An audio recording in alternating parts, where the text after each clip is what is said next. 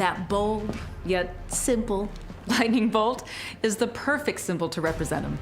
It signifies magic and might, shock and strife, danger, and the destructive power of this godlike being. He can be callous, complicated, even controversial. So how and why does Black Adam keep coming back? Well, the answers lie within his comic books and in the turbulent timeline of events that make up Black Adam's history.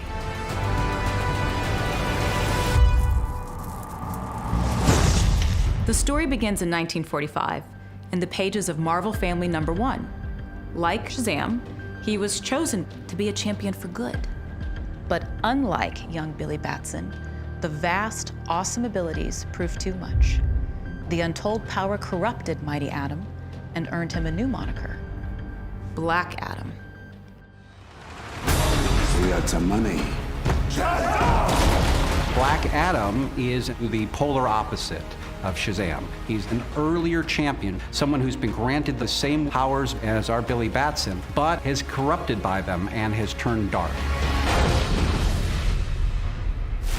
He was actually named the Mighty Atom, and Mighty Atom did a lot of good. But sometimes we have to understand that absolute power can corrupt absolutely, and eventually he decided he would take over. So you have this incredible juxtaposition between light and dark and youth and arrogance and what two different people do with power. Heroes don't kill people. Well, I do. One of the many reasons why DC has endured is because of the edge. I've always loved the edge about DC characters.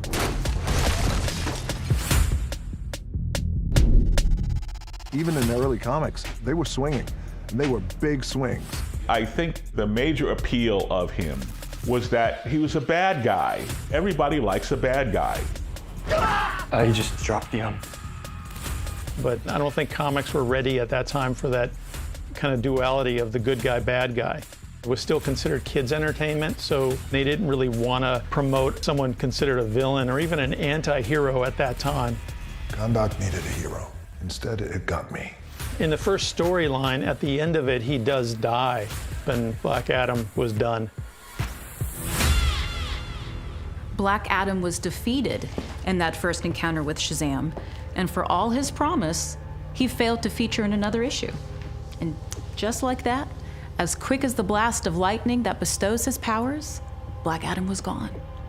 And it would be another quarter century before the character battled his way back to the superhero stage. Black Adam kind of disappeared along with the whole Shazam family for many years, and DC revived it in the early 70s. In the 1970s, it's a period where there is a lot more sophistication in art styles, the subject matter starting to get a little darker. At that time, he really had no heroic qualities whatsoever. He was a pure villain. He was as pure a villain as one could imagine. But DC decided to evolve that character, and they brought in a terrific writer and artist named Jerry Ordway. And Jerry just had a real love for these characters and this world. Well, Black Adam was a character that I initially thought of as an anti-hero. I was a slave until I died. I kneel before no one. He was somebody who wanted to be political, and he wanted to change the course of his nation. Jerry was the first person to start to give Black Adam some redeeming social values, and he made him sympathetic by giving him depth, giving him a backstory, giving him complexity. In the New 52, we see Black Adam on the throne, on Kahndaq. We see the love people have for him as their liberator. In his own country, he is seen as a protector, a liberator, a defender. I grew up at a time in the 70s and 80s, and I got lost in my comics in Hawaii when I lived here as a kid. Well, we struggled here. We struggled so much we got evicted off the island because we couldn't pay rent. And I see a guy like Black Adam, who looks like me, that struggled bad, but he overcame. And he wound up galvanizing people around him. And that meant something to me. The moment where Black Adam changed people's perception of him is when he came to the JSA and wanted to join and become a hero. Now, it's not an easy transition from villain to hero. Black Adam kept many of his darkest tendencies. But when an individual possesses as much raw, unbridled power as Black Adam, you give them a second chance. A 15th chance, a 99th. And in time, the prideful anti-hero found common ground with some of his JSA peers. I've learned that in this modern world, we shouldn't hurt our prisoners. We should treat them with dignity, respect. Black Adam kind of returns in several Justice Society stories in the early 2000s. When Black Adam was involved with the JSA, there was a lot of conflict over his actions and how far he would go to wipe out a bad guy or solve a problem. And he was never a character with half measures.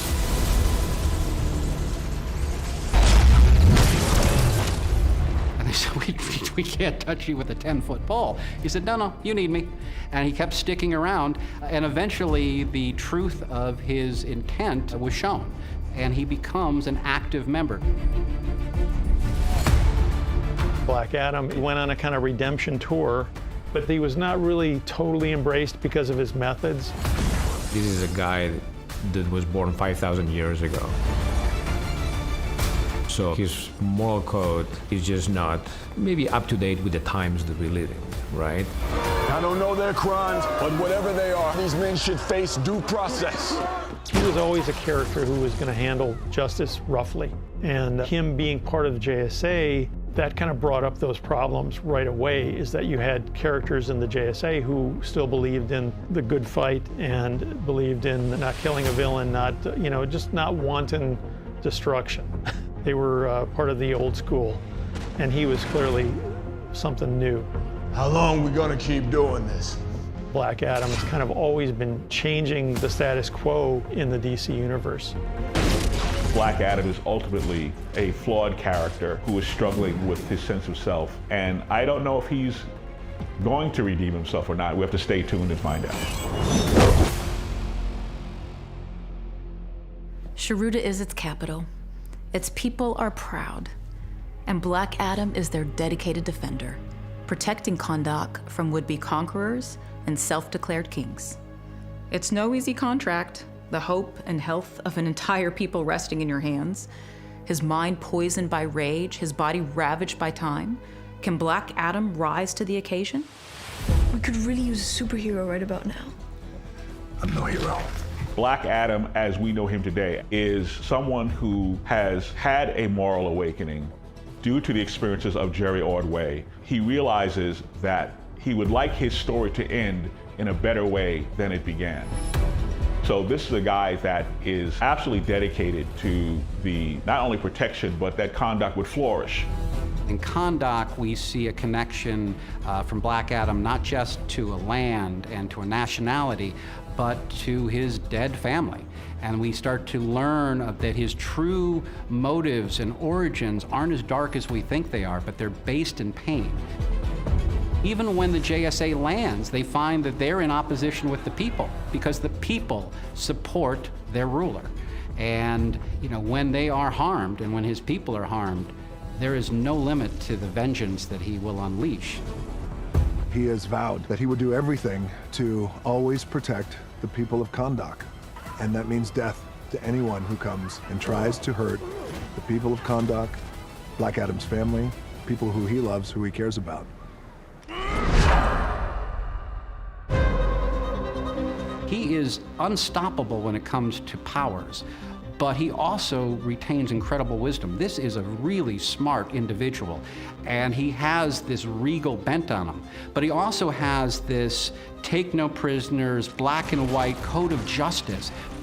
It's not evil for evil's sake, but there's a rationality into what he does, and that honestly, in some cases, that's what needs to happen.